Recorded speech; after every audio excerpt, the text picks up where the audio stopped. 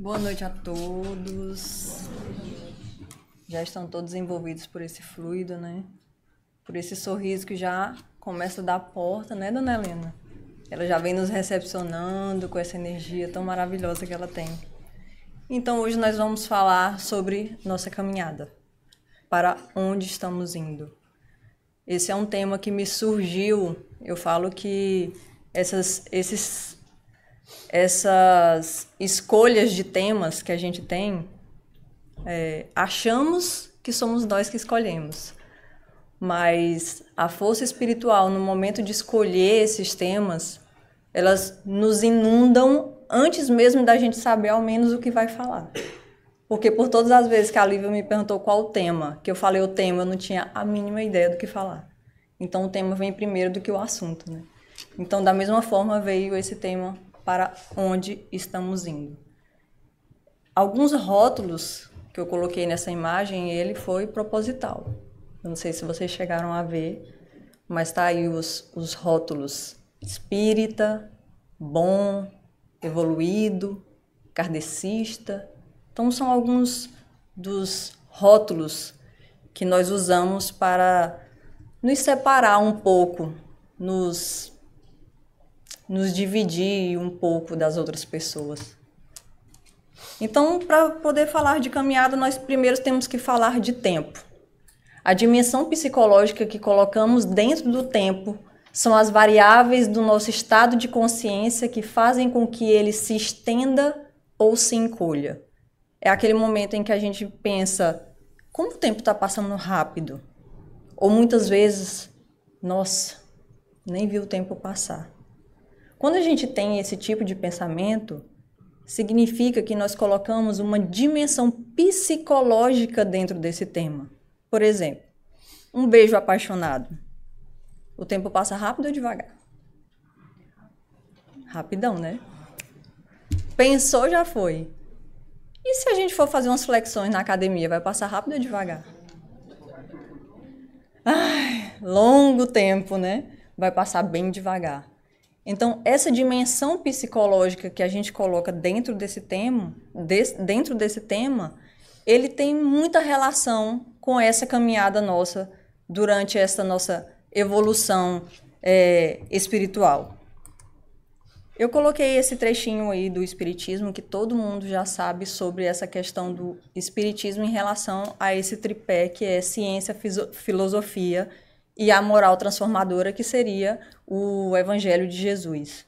Dentro dessa divisão espírita, em que o espiritismo agrega todos esses assuntos para que ele traga cada vez mais clareza para nós, ele fala que a ciência explica e observa, a filosofia indaga, ela pergunta, ela questiona até concluir. E aí vem a moral transformadora, que seria o Evangelho de Jesus, e sublima, né? E coloca tudo isso acima da nossa vã inteligência, né? Vai ao nível de consciência.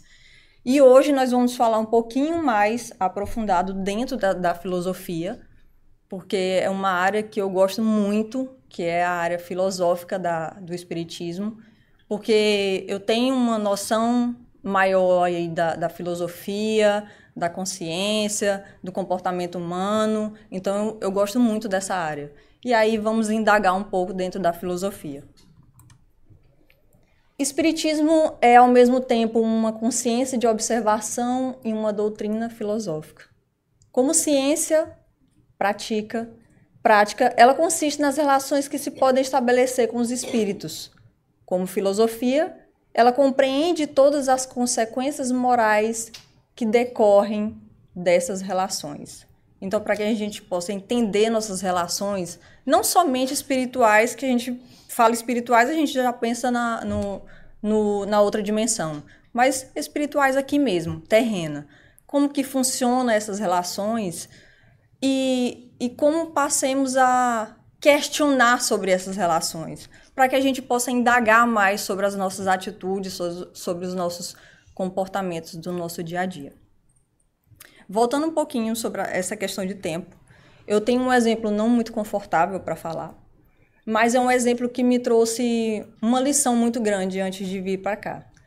pouco tempo antes de vir, os meus pais se divorciaram. E esse divórcio foi um divórcio bem dolorido para mim, muito dolorido. Não pelo fato da separação em si, porque os filhos já sabiam que eu não estava muito bem, que não ia dar muito certo, que estava certo essa questão do divórcio. Mas como tudo isso se deu e por que se deu. Então, essa foi a dor maior da época da separação. Bom, o caso se agravou tanto que meu pai foi preso. E ele passou 15 dias preso. Nesses 15 dias que ele passou preso, ele foi para o presídio.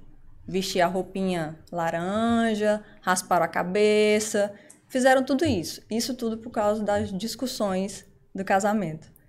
E ele foi preso.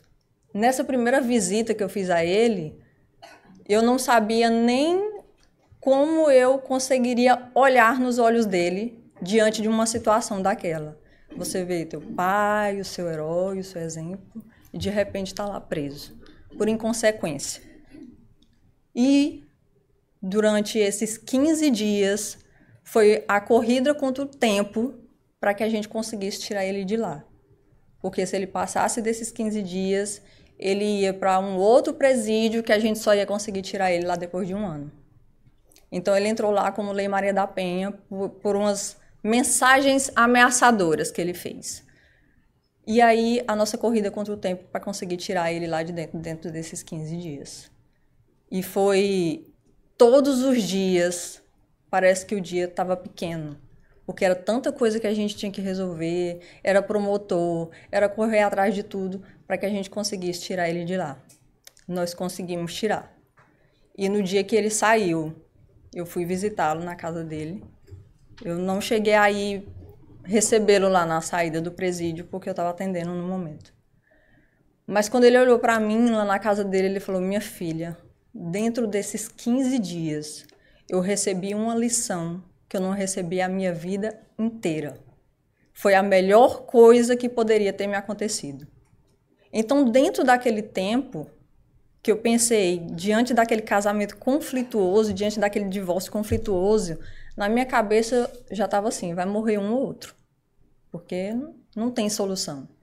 Então eu falo que Deus deu a melhor solução que Ele poderia dar dentro do tempo que Ele deu.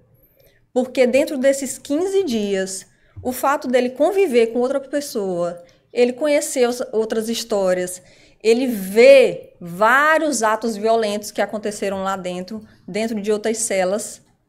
Então ele se viu sem poder, do poder que ele achava que tinha. Do poder que ele achava que tinha por ser homem, porque eu sou assim, porque eu sou estressado, porque eu sou explosivo. Esses são os rótulos que a gente vai se colocando e a gente vai incorporando esses rótulos. E o fato dele passar por isso fez com que ele mudasse totalmente e que ele retirasse esses rótulos dele. Hoje meu pai, ele não é um espírita, mas hoje ele está na igreja. Então, ele está na igreja, ele conseguiu mudar muito do que ele era antes. Hoje, ele olha para a gente e fala assim: hoje eu estou mole, hoje eu estou fraco, hoje eu já não sou mais como antigamente. E isso tem, o quê? 4 anos que se passou desde que aconteceu. Então, a gente se vê dentro de situações que, se nós conscientemente não quisermos mudar, a vida vem e ensina. Disso a gente não escapa. Então, o fato do espiritismo vir de uma forma filosófica indagar sobre a nossa vida, indagar sobre os nossos comportamentos, não é algo aleatório. Não é para que você queira saber como que é a vida dos espíritos. É para saber como que você se relaciona com as pessoas aqui. A filosofia, ela traz uma prática de vivência diária dos nossos comportamentos. Não é o que vai acontecer lá no futuro, é o que está acontecendo agora. É como a gente se comporta agora, é como a gente fala agora, é como a gente se questiona agora, é como a gente olha no olho do outro agora. É tudo agora, não é no futuro. A filosofia faz a exposição das premissas falsas de nossas vidas, que são as causas do mal. E isso exige coragem. Exige muita coragem. Porque quando você busca pelo mal, você acha. E isso nós temos de sobra. Nós temos de sobra. E quando nós conseguimos observar isso no outro, questionar isso no outro, provavelmente está guardadinho aqui lá no fundo, dormindo. Porque é muito mais difícil enxergar em nós mesmos essas mazelas. Então, quando ele fala dessas premissas, é tudo que a gente coloca como rótulo. Eu sou assim porque eu sou gaúcho, eu sou assim porque eu sou brasileiro, eu sou assado porque sou da família tal, porque eu sou alemão, porque isso, porque aquilo. Então, começa a ser a justificativa desses rótulos. O fato de você colocar um nome em si, incorporar aquilo e acabou, eu não mudo, vou morrer assim. E aí o perigo desses rótulos. Nós falamos sobre uma construção mental. Alguém já assistiu esse filme Divertidamente? Já? Conseguiram entender o que eles falavam assim no filme? O que eram os personagens? Conseguiram entender que eles são as emoções? Então esse filme Divertidamente, para quem não assistiu, assista. Eu sei que é um filme infantil, mas é um filme inteligentíssimo. E não é um filme que ele foi feito aleatoriamente, colocando os personagens de forma aleatória nesse contexto. Pelo contrário, eu já fiz curso de análise corporal e todos esses personagens, eles têm a personalidade dessa emoção e eles carregam em si os rastros no corpo de quem tem esse tipo de emoção. Então, quando você vê, por exemplo, ali o medo tá lá em cima, no ombrozinho dele, lá gritando com o olho arregalado, meio roxinho, meio pálido, muito magro. Então, são traços de caracteres cientificamente provados que trazem em nós. Eles mostram esses traços de forma exagerada. É claro que ninguém vai se caracterizar, eu sou meio medrosa, mas também não pareço aquilo, né? Eu sou um pouquinho triste, olha o bravo lá embaixo, ó. A cor dele, vermelho, quadrado, né? Então, ele tem o traço do masoquista. Então, todos esses personagens, eles têm realmente esses traços de caracteres. E eles trazem isso em nós. A construção mental. Dentro dessa construção mental, nós temos que identificar que a construção mental, em que eu vou citar aqui, é uma construção mental. Não é uma construção de consciência, tá? É como se isso tudo acontecesse inconscientemente. Acontece em todas as pessoas de forma inconsciente, mas de forma automática. Ela vai acontecer de qualquer forma. Então, nós falamos aí que a criança, ela primeiro se identifica com o nome. Então, por várias vezes você vai chamar o nome, ela vai rir, ela vai achar engraçadinho, mas ela ainda não se identificou com o nome, até que isso aconteça. Então, primeiro ela se identifica com o nome, depois ela se identifica com o eu. O que é o eu? Ela se separa da mãe, porque primeiro a impressão que ela tem é de que ela e a mãe é a mesma coisa, é o mesmo ser. E aí, com o tempo, ela vem, se distancia e ela entende, eu sou uma pessoa, ela é outra, esse aqui é minha avó, esse é meu avô. Claro que ela não sabe nomes ainda, né? Mas ela já identifica que são pessoas mais próximas. E aí ela vem e se identifica com as coisas. Esse é o meu brinquedo, essa é a minha casa, esse é o meu carro. Então, às vezes, ela enxerga o cachorrinho dela, ela já ri, já grita, porque ela já identifica que aquele cachorrinho faz parte daquele ambiente. E aí ela vem e se identifica com as palavras. E é aí que começa o perigo. Porque quando ela começa a se identificar com as palavras, começa a soar para ela de forma diferente as palavras. Porque se eu falo, você é linda, eu tenho uma expressão de linda. Você é linda. É diferente. Agora você fala, você é um idiota. Qual é a minha expressão? Ela muda totalmente. Então, a criança, ela não só recebe esse rótulo, mas ela também recebe a energia que a gente emana no momento em que você envia um xingamento como esse. E aí, trazendo essa questão da identificação com as palavras, a gente começa a entender os rótulos na fase adulta, justamente por causa dessa fase. Quando nessa fase ela começa a receber esses rótulos bons ou ruins, esses rótulos vão se desenvolvendo nela como se fosse se enraizando. Então, quando você passa a dizer eu sempre fui assim, você não sempre foi assim. Mas o fato de você ter se identificado com essas palavras, você traz ela.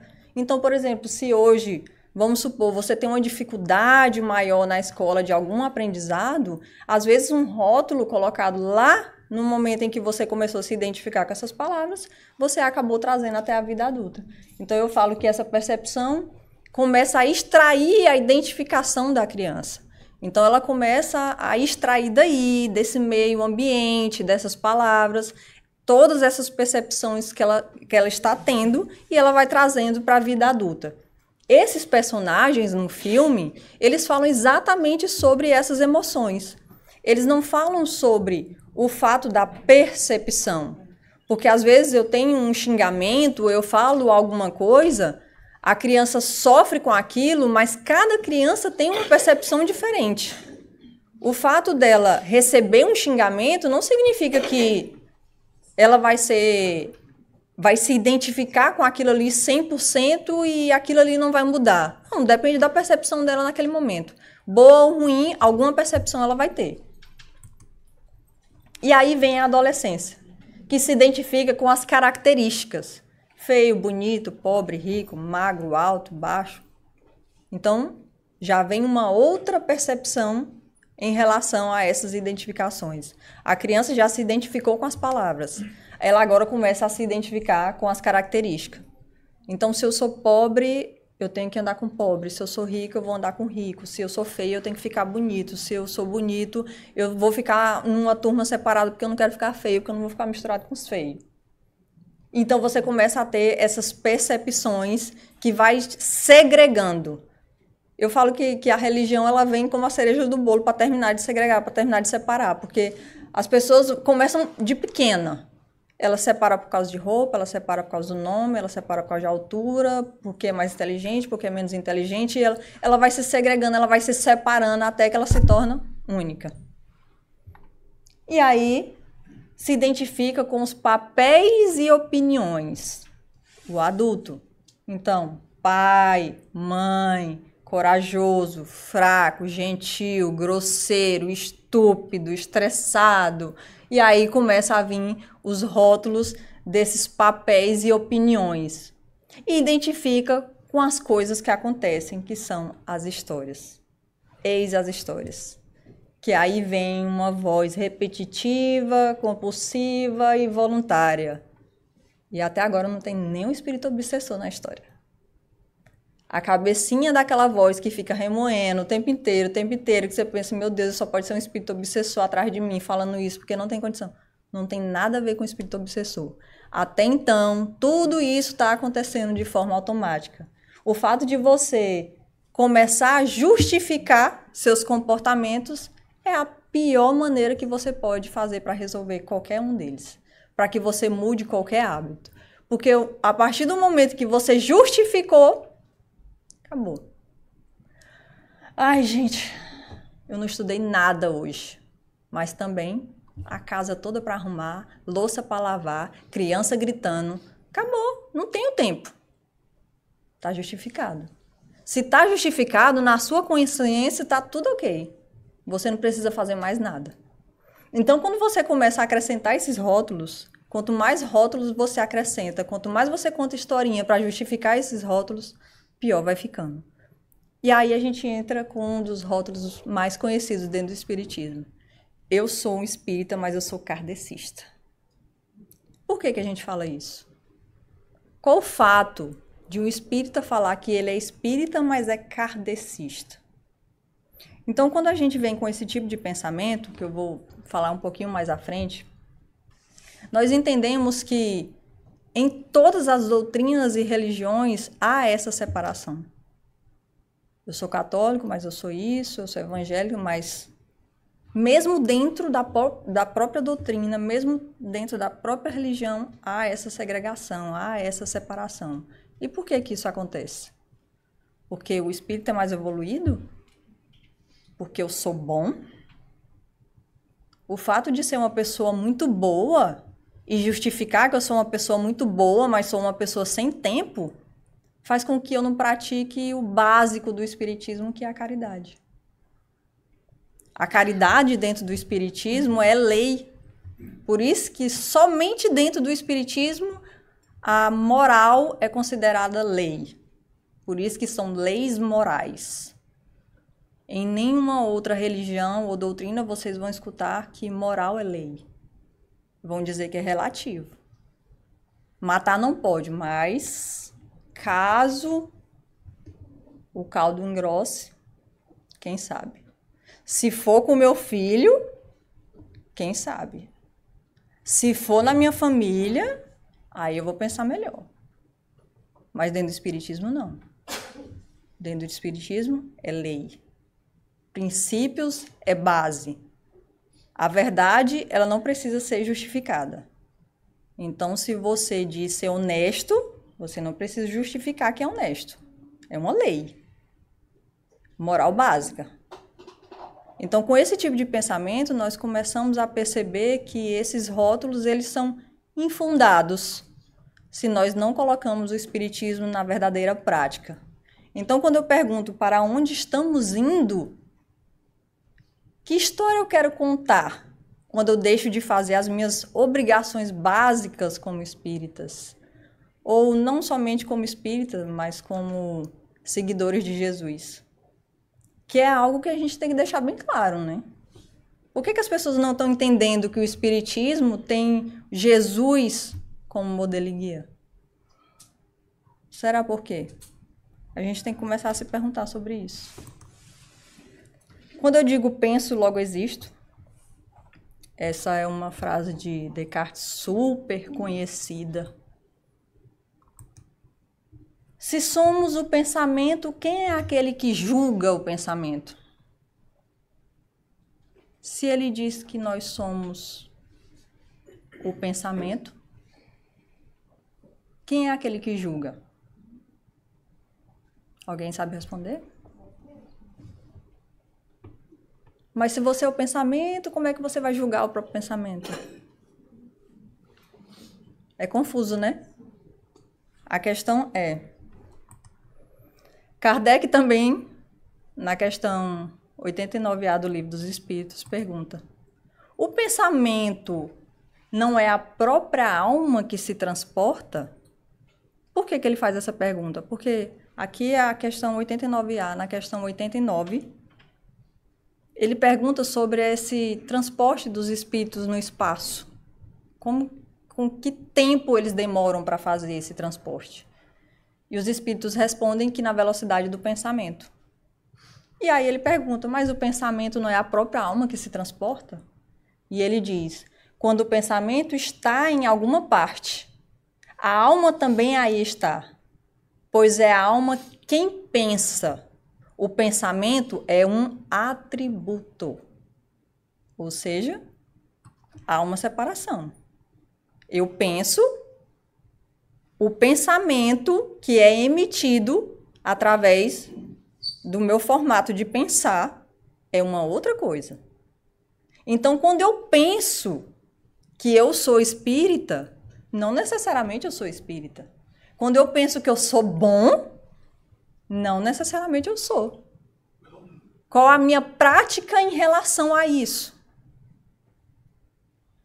O fato de pensar não significa ser. Então, nós temos que começar a separar as coisas. Quando eu digo que penso, logo existo, mas existe o quê? Existe um falso eu? Alguém que está se passando por mim? Porque se eu faço algo e minha consciência julga, o pensamento é o quê?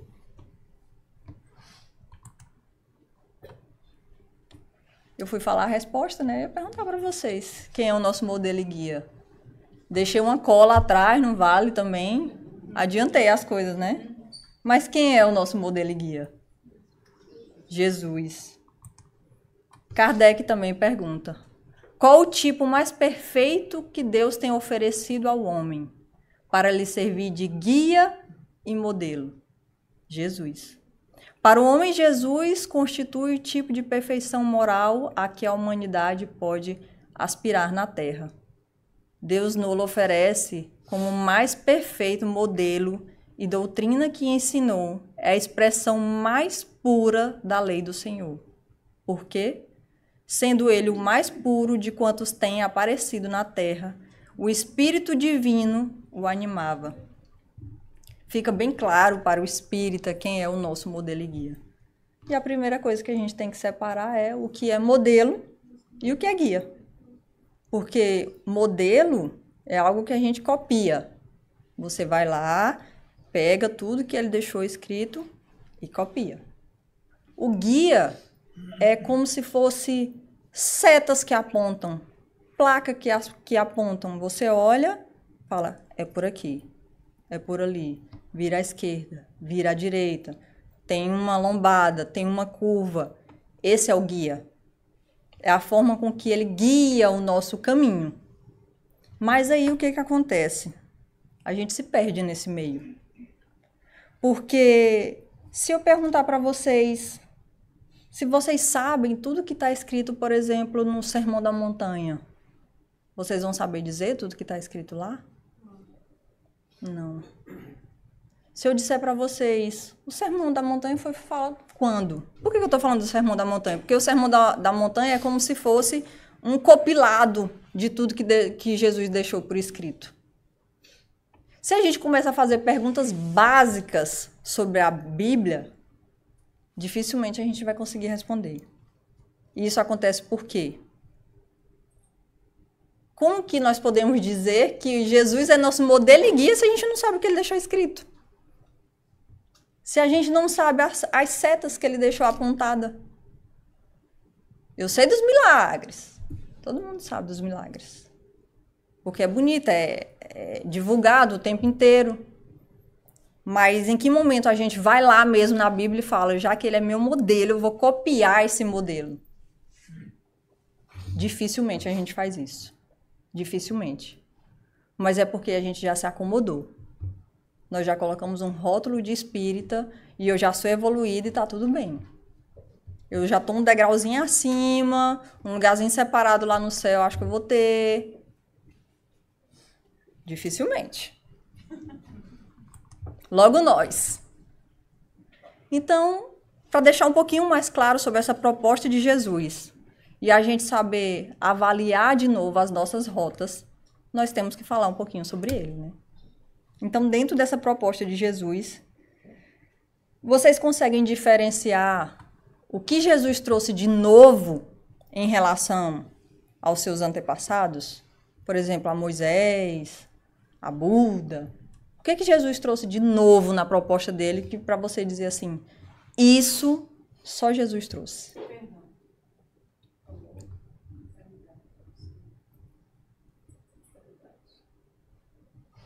Algo mais? Tudo isso que vocês falaram já tinha sido falado por outras pessoas, de formas diferentes. Como? O anúncio do Consolador. O anúncio do Consolador? Também, mas quando eu falo de prática, né? de forma prática de se viver. A proposta de Jesus, ela se revela nas passagens. É por isso que quando a gente fala sobre o estudo bíblico, o que acontece? O Evangelho segundo o Espiritismo, ele é um resumo do que seria indiscutível na Bíblia. É a moral. Então, ele pega os comportamentos de Jesus, o que é indiscutível, e disserta isso. Para muitas pessoas, o Evangelho segundo o Espiritismo é um evangelho kardecista. Por quê? Porque nós rotulamos nomes errados. A partir de hoje, quem falar kardecista aqui, nós vamos conversar sério. Então, o fato de começar a colocar esses rótulos fazem com que o nosso guia e modelo se esconda por trás de Allan Kardec. Gente, Allan Kardec deve se mover dentro do caixão quando alguém fala isso. O que ele menos queria era aparecer tanto. É tanto que dentro da codificação, o fato de ser Allan Kardec não colocou o nome dele. E a gente vem e faz tudo o contrário. Então, dentro da proposta de Jesus, a primeira revelação de Jesus foi essa. Jesus com 12 anos. Ele perguntou, por que vocês estavam me procurando? Isso foi quando Jesus sumiu e foi para o templo, com 12 anos. Não sabia que eu devia estar na casa de meu pai? mas eles não compreenderam o que ele lhe dizia. Então, antes de Jesus, nenhum colocou um Deus tão próximo como Jesus. Até então, os deuses eram temidos, eles eram carrascos. Nós devíamos temer a Deus. Amar, não. Meu pai, dizer meu pai era algo muito íntimo. É por isso que Jesus trouxe tanta guerra religiosa na época em que ele trouxe esses ensinamentos.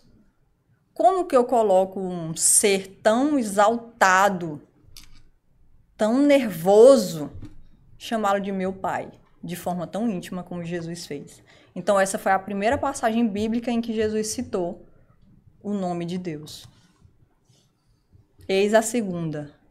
Pai nosso que estais nos céus, santificado seja o teu nome. Então, Jesus traz a oração dominical com o Pai Nosso. Então, ele deixou de ser somente o meu Pai para ser um Pai Nosso. E ele colocou todos nós na mesma balança. Todos nós, como pecadores, todos nós temos a chance de reajustar, porque dentro de todas as passagens de Jesus, ele deixou muito claro sobre essa chance que nós tínhamos do perdão, do reajuste e da mudança. E na segunda proposta de Jesus, que foi outra passagem que nenhum antes dele deixou, foi: Marta, Marta, você está preocupada e inquieta com muitas coisas, todavia apenas uma é necessária. Maria escolheu a boa parte. Esta não lhe será tirada. Então, Jesus deixou muito claro aí o nosso livre-arbítrio, que até então nós não sabíamos que teríamos escolhas, principalmente mulheres. Mulheres, até a chegada de Jesus, nunca tiveram escolhas. Não sabiam nem o que era isso, nem conheceu essa palavra escolher. E Jesus trouxe essa proximidade, não somente do Pai, mas de gêneros, que havia uma divisão ainda ferrenha, né? Bem forte. Nos últimos anos, houve um aumento significativo do número de pessoas que estão deixando as religiões tradicionais em busca de uma espiritualidade mais pessoal e independente, de acordo com estudos recentes. Então, quando nós falamos dessas propostas de Jesus, e às vezes a gente se fecha dentro de uma caixinha, igual quando a gente fala que a gente se fecha dentro de um centro espírita ou dentro de uma igreja, nós nos distraímos do que acontece lá fora. Essa pesquisa que eu vou mostrar para vocês agora, para mim, foi uma revelação surpreendente, porque quando eu falo que muitas vezes a gente passa de olhos fechados pela vida e a gente não olha o que acontece do lado, a gente se assusta com algumas coisas. Então, nessa pesquisa ele fala que 29% dos adultos americanos agora se identificam como espirituais, mas não religiosos. Essa mudança reflete uma tendência global, especialmente entre os jovens que estão mais propensos a explorar os caminhos espirituais fora das instituições religiosas tradicionais. Para onde estão indo esses jovens? Será que eles estão sendo recebidos em algum lugar? Porque todos nós sabemos que somos incapazes de evoluirmos sozinhos, porque nós somos interdependentes. E a mudança de ser um interdependente para ser independente, ela é totalmente adversa. Porque quando eu me torno uma pessoa independente, eu estou dizendo que eu sozinha consigo fazer qualquer coisa. Então, eu tomo a posição de Deus nesse momento. Agora, quando eu sou uma pessoa interdependente, eu sei que eu preciso disso aqui, ó. Não necessariamente esse contexto, mas eu preciso de pessoas. É por isso que muitas vezes eu fico triste quando alguém fala assim: quanto mais eu conheço meus animais, mais eu não suporto pessoas. Isso me deixa triste. Porque eu amo pessoas. Eu amo comportamentos. Eu amo a forma com que as pessoas se comportam. E eu acho graça de gente nervosa. Porque eu acho que a minha família, ela me preparou para isso. Quanto mais nervosa, mais engraçada eu acho. Então, quando você vem numa pesquisa que 29% dos adultos americanos não se identificam mais dentro das religiões, mudou muito. Então, um outro relatório focado na geração Z. Você sabe o que é a geração Z? A geração da tecnologia. Mostrou que 73% dos jovens estão buscando algo espiritual, mas não necessariamente em espaços religiosos formais, preferindo experiências que envolvem conexão pessoal, comunidade em um senso de propósito. É meio estranho. 73% é muita gente. O que está acontecendo dentro das casas religiosas para fazer com que esses jovens não queiram ir para lá? Para que eles não queiram estar lá? Será que é algo mesmo espiritual, um chamado maior? Ou é uma chamada para responsabilidade que eles não querem ter? Foram questionamentos que eu me fiz. Não está respondendo isso na pesquisa, mas eu queria saber. Em busca por uma espiritualidade mais personalizada, muitas vezes, está associado a um afastamento das práticas e doutrinas rígidas. Das práticas. Aí vem a dificuldade. Porque quando nós falamos das práticas, nós sabemos que não há evolução sem a prática. Sem você colocar a mão na massa. Sem você ir lá e fazer. Se ficar só nesse pensamento espiritual aí, filosófico, dificilmente haverá evolução, né? Então, a pesquisa também destaca que 40% dos jovens sem aflição religiosa, afiliação quer dizer, ainda acreditam que exista algo maior. Pelo menos. Porque quando eles acreditam que exista algo maior, embora não participem de tradições religiosas estruturadas, eles acreditam que pelo menos estão sendo regidos por algo maior que eles. Né? Eles não, nós. Querendo ou não, nós também estamos dentro dessa pesquisa, né?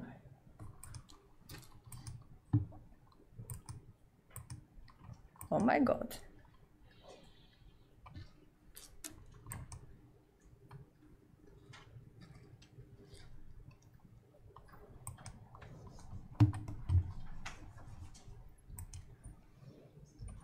Bom, é porque não queriam deixar eu falar de orgulho e vaidade.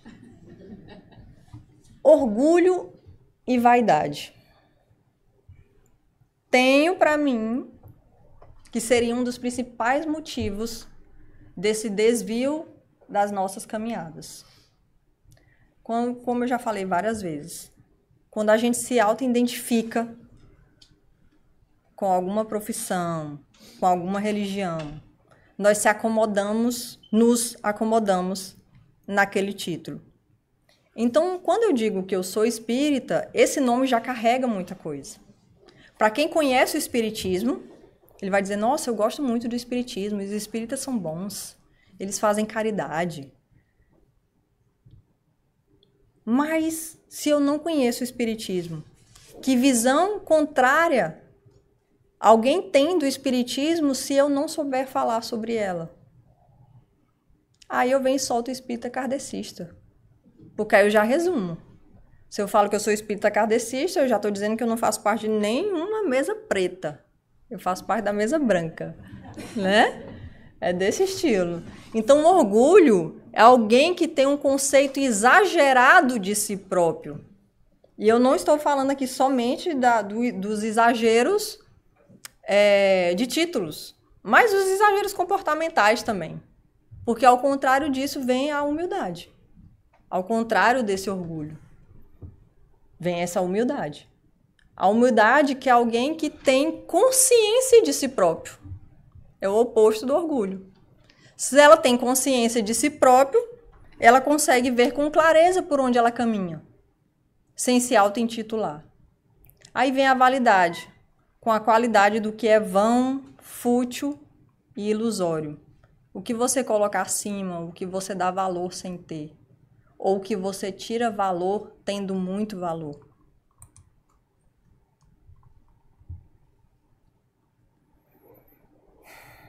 Vai ser o slide mais doído esse, tá? Então, essa passagem ela foi tirada do livro Mereça Ser Feliz, pelo espírito do Fox. E ela diz o seguinte: generalizou-se na comunidade espírita a preocupação com a ação das trevas. E eu pergunto, será que justifica?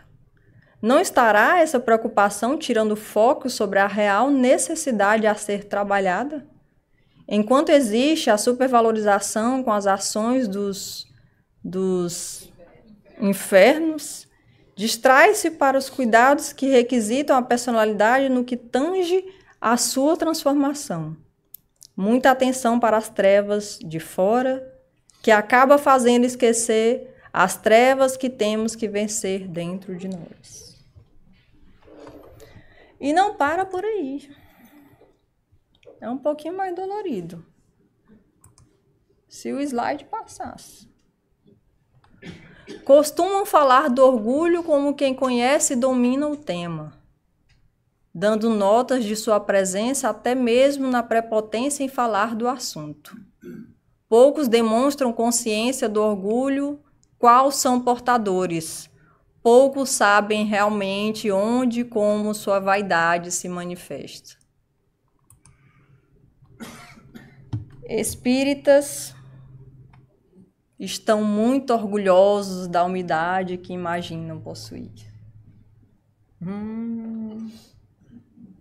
Lembrando que eu sou espírita também, foi eu que escrevi isso aí.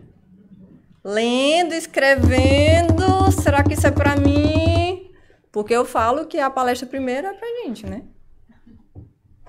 E aí a gente traz isso dentro do nosso coração. Espíritas estão muito orgulhosos da humildade que imaginam possuir. Nem é tanto assim, né?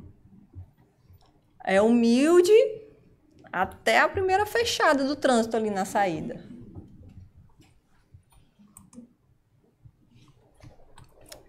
Então, para exemplificar em relação a essa passagem, só para deixar claro, todas essas passagens, que são pouquíssimas, falam sobre a prática do espiritismo. Então, nesse momento, quando eu falo para onde estamos indo, é para a gente esquecer esses rótulos que a gente coloca, essa separação, essa segregação de dizer eu sou espírita, ou eu sou católico, ou eu sou evangélico, porque o espiritismo ele veio para unificar essas religiões. Ele não veio para separar. E aí, mesmo dentro do espiritismo, eu ainda coloco mais um rótulo, separando os espíritas dos espíritas.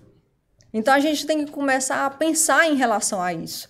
Quando eu trouxe essas passagens, são ínfimas, porque 100% das obras espíritas estão falando sobre a prática espírita, sobre o esforço de ser um espírita, que nós viemos para consolar, nós não viemos para separar. Então, há uma diferença gigantesca entre essas palavras, que nós não estamos conseguindo diferenciar.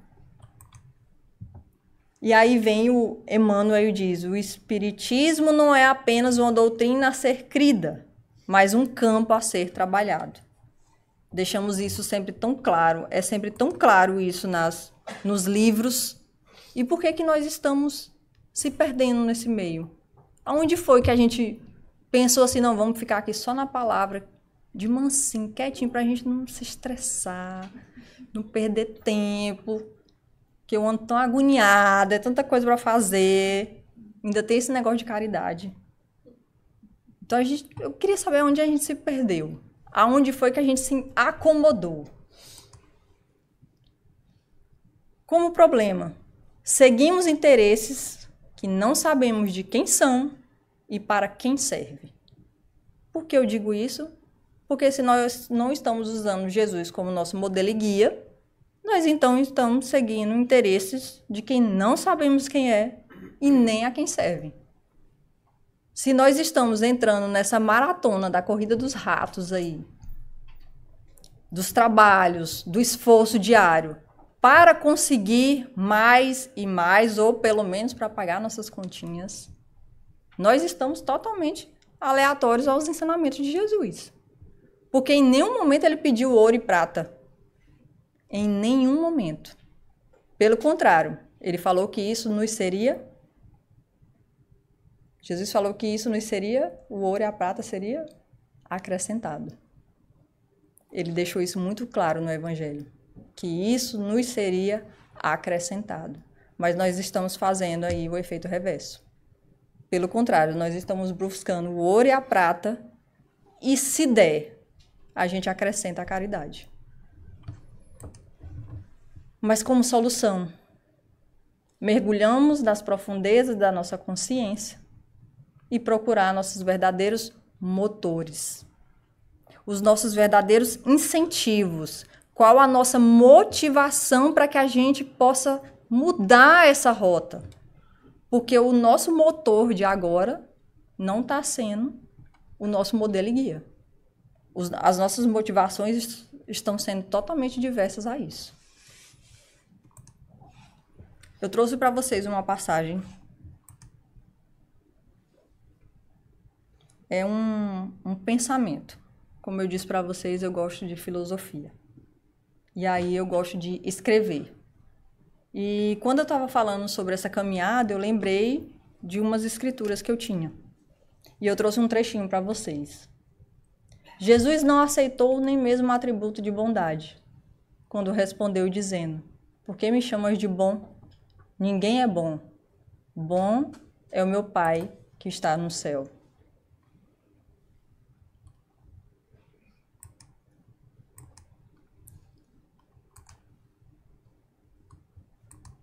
Concluindo que as críticas e os elogios têm o mesmo peso quando estamos determinados a abrir o canal da fonte.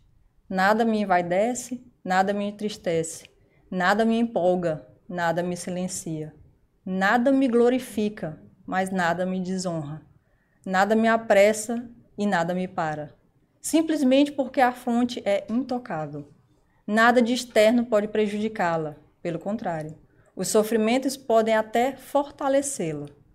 Não nos compete definir como chegaremos e por qual caminho devemos seguir. Apenas abramos o canal para que a fonte jorre. Faça o melhor que puder, aonde você estiver, com as ferramentas que possui. E isso será o suficiente para a revelação de uma grande obra. Obras essas, identificadas como aquele melhor vinho que chega ao final da festa. E na certeza de um guia infalível, um suave conselho que diz: filho, pega aqui na mão do Pai, não atravessa esse caminho sozinho. O ladrão vem somente para roubar, matar e para destruir. Eu vim para que tenham vida e vida em abundância. E essa passagem chama Cale a Voz. E o nome Cale a Voz é o nome de todas as mensagens. E para cada mensagem que eu digo Cale a Voz, é uma forma de você colocar um ponto final nos pensamentos que nos trazem fragilidade, que nos trazem tristezas, que nos trazem insatisfações. Lembrando sempre que nós não somos o nosso pensamento. E tudo que você pensa de ruim sobre você é um falso eu. Porque nós viemos de uma fonte pura, limpa, honrosa. E jamais sairia dali qualquer gotícula de água impura. Reajustem a rota e boa sorte nessa real caminhada. Obrigada a todos.